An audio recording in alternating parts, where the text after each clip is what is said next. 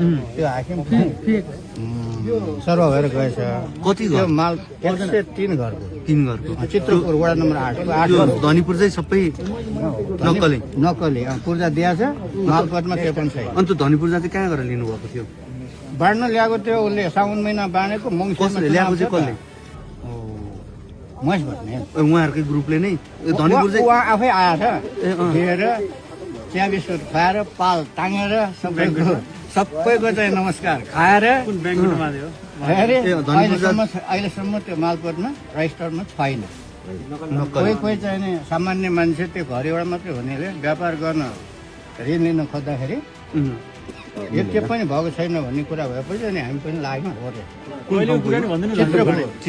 गाउँबाट तलको हाम्रो पुरानो सहर जस्तै हो त्यो नेवार र अनि त्यसपछि यो 4 महिना अगाडि फेरि यो मेयर र गुन्नुको वडा अध्यक्ष लगायत नापी शाखाको चाहिने कर्मचारी आएर नै छिमीको ब्याङ्केटमा राखेर बोलाएर दियो। त्यो पनि के लेखेछ भने उसको आफ्नो मान्छेलाई चाहिँ नि नाउँ बोलाएर दियो।